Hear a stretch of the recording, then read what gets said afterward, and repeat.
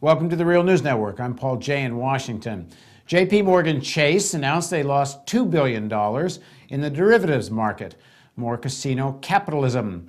What does this tell us about the continued systemic risk that the big banks and holding the rest of society blackmail are still involved in? Now joining us to talk about all of this is Bill Black. Bill is an associate professor of economics and law at the University of Missouri, Kansas City. He's a white-collar criminologist, a former financial regulator, and author of the book, The Best Way to Rob a Bank is to Own One. Thanks for joining us again, Bill. Thank you. So, first of all, is there any reason to think that this isn't just JP Morgan, that this isn't just some anomaly of one bank, or is it? I mean, the way the press is playing this, and Diamond, the CEO of Morgan, is saying, well, we had some bad traders, it got out of our control, but don't worry, we're back on top of it. I mean, is there any reason to think this isn't just as deeply systemic as it was in '08? No, because the way the banks are fighting tells you that it is. So they're fighting tooth and nail to continue to be allowed to do what are called proprietary trades. And that just means they actually own the investment for their own purposes to speculate using financial derivatives. Now, Jamie Dimon himself, the CEO of JP Morgan Chase, says it's improper for insured banks to be speculating in derivatives, except that his bank does that every minute of every day globally and is the biggest proprietary speculator in derivatives in the world. Now, what was the speculation on in this one? This was about corporate bonds, was it? Well, first, remember this area is incredibly opaque. So we're going off of press accounts. We don't truly know everything that was done. But here are the press accounts. Press accounts said that they had exposure to risk because of their bond holdings. So these bonds would not be derivatives. And that they decided to hedge their risk by engaging in a derivative of a derivative, purchasing sort of a derivative squared.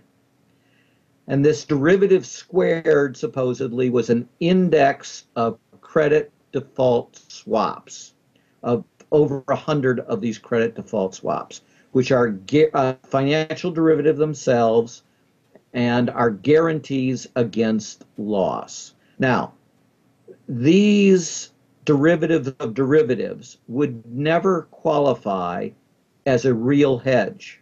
There's an accounting literature about what a hedge is, and it's supposed to be an offsetting position. So I've invested in one thing, I invest in the other, and if the relationship between these two assets is when one goes down, the other tends to go up, right? So it tends to offset risk. There's no such track record of these kinds of investments, and they weren't individual investments. These are massive sections of literally hundreds of billions of dollars of investment exposure. So there's no possible way it would qualify as a hedge. And my understanding is when they started to realize, they being Morgan, that they were losing on these bets, they kind of couldn't get out of them. They were in so heavily that to get out of them would have lowered the market value even more, and they were kind of stuck there.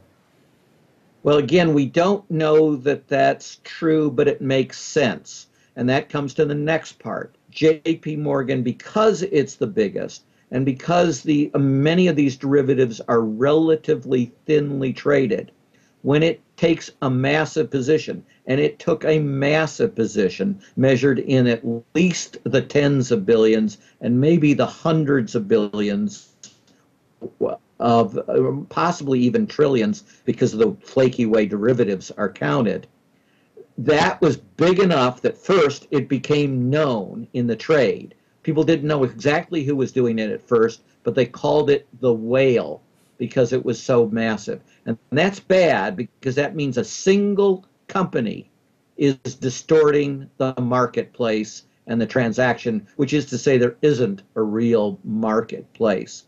And as you say, in those circumstances, if I bought a huge chunk of this particular kind of derivative, if I want to sell it, whoa, I may have to take a terribly large discount. And the more I try to sell quickly, the bigger that discount, in other words, that loss, is likely to be. And that's another reason why these things don't qualify as a hedge.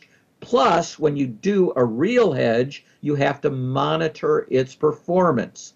So it's one thing that historically it's had this relationship that offsets, but we know sometimes historical doesn't predict the future. So you're supposed to, in fact, you're required to monitor your hedges, determine whether they're actually performing, and if they're not performing, well, then you can't call them a hedge and you have to fix it.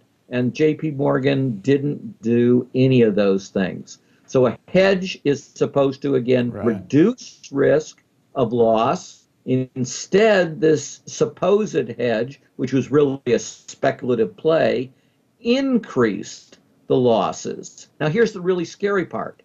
They're claiming even now that this qualifies as a hedge under the current version of the Volcker Rule. And the Volcker Rule was put in as part of Dodd-Frank at the suggestion of Paul Volcker for the explicit purpose of preventing exactly this kind of transaction. But the banks and the leader in the banks' campaign against the Volcker Rule has been JP Morgan and Jamie Dimon in particular, who has been brutally rude to Paul Volcker and incredibly arrogant, saying Volcker doesn't understand anything about what he's talking about. Now, Volcker is the most prestigious financial person in the world, so this was really something coming from Diamond. Anyway, they not only stalled the rule, the current draft of the rule, according to JP Morgan Chase, would permit this complete non-hedge to be called a hedge and therefore to be permissible. Well, if that's true, then they have destroyed the entire Volcker Rule, and the next crisis is going to be that much bigger and that much quicker. Well, if that's JP Morgan's interpretation of the current Volcker Rule, it's got to be the same interpretation all the other big banks will have, which means they're likely all doing the same thing. So, you know, a few heads are going to roll here, and Diamond does his mea culpa on the Sunday morning talk shows, and then one scenario is life goes on, or 6 months from now, are we going to be looking back at this at the first sign of another big unraveling of the finance sector? Exactly. The incentive structure is terrible in banks in general because of the way executive compensation works, but it is particularly pernicious for these systemically dangerous institutions. These are the 20 largest banks in the United States and about 10 elsewhere in the world, where the administration is saying, and the Bush administration said as well, when, not if, when the next one of them fails, it will cause a global financial crisis. And therefore, we're going to bail them out. Well, they know that. If they know that they're going to get bailed out, then, and their creditors will get paid in full, well, then their creditors, doesn't make any sense for them to exercise any discipline. And so the rational strategy, say the conservative economists, is to scam the game. And the way you scam it is in very risky derivatives by speculating in them. And in some ways, they don't even have to get bailed out when you're already getting essentially 0% money from the Fed. You're kind of getting bailed out before you need to get bailed out. You got so much cash that you can get from the Fed that in some ways, some of your risk is already taken care of. Well, that you're subsidized as well as being bailed out. So there are two forms of subsidy to these systemically dangerous institutions. One is deposit insurance. That's the express subsidy. But the implicit subsidy is that your creditors will be paid in full. Well, that means you can borrow money a lot more cheaply than your smaller competitors, right? Your creditors are protected, so they don't have to charge as much in the interest rate, and that gives you a huge advantage against smaller competitors. Indeed, conservative economists, the metaphor they use is that these systemically dangerous institutions, when they compete with the smaller folks, it's like bringing a gun to a knife fight. That's a quotation from conservative economists. So this is crony capitalism at its worst. Now, one of the things that's been raised by Elizabeth Warren and Elliot Spitzer and some others is that Jamie Dimon's actually a member of the New York Fed.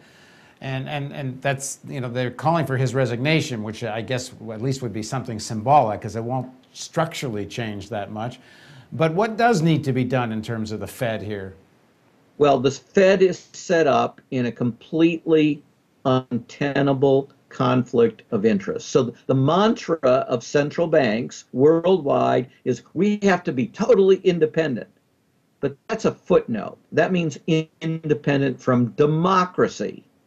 They are wholly dependent on the banks. They do the bidding of the banks, and they do it virtually worldwide. And this is one of the symptoms and one of the means by which they control. And that is all the supervision virtually in the Federal Reserve System is done through the regional banks. So these are the 12 Federal Reserve banks of this, that, and the other place, of which New York, of course, is more equal than others by far.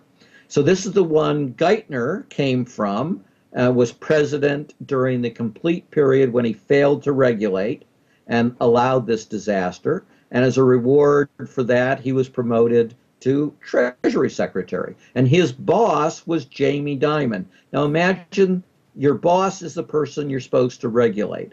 That cannot work.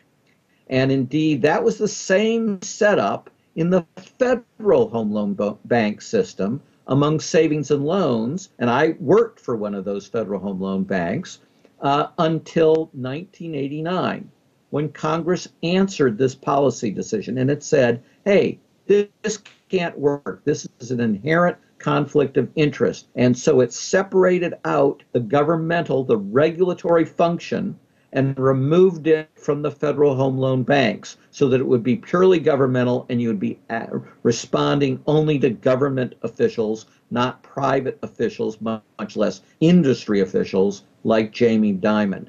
So Congress needs to enforce that same policy rule. If that's a good rule for savings and loans, it's an even better rule for banks, which are even more politically powerful in the modern era. But unfortunately, there is no move in Congress to end this completely disgusting conflict of interest. And how dangerous a moment do you think we're in terms of another financial unraveling?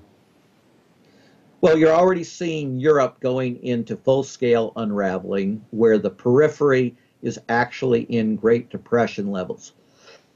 Excuse me. And that has already, the entire Eurozone was gratuitously put back into recession, a double-dip recession, by Germany's demand for austerity principles.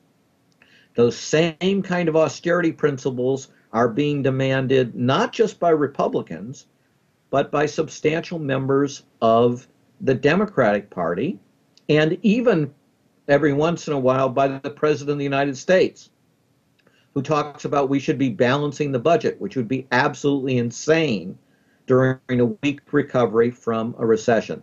So the combination of those deficit hawks and the coming, the actually arrived European second crisis could easily put the United States back into a zero or even recession, zero growth or even recession within the next 4 to 5 months.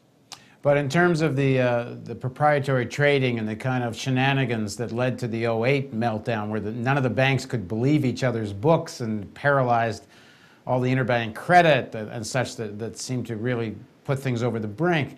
If all this proprietary trading is going on again, if there's hundreds of billions of losses happening, are we not going to be right back in the same boat where none of the banks believe any of the other banks' books again?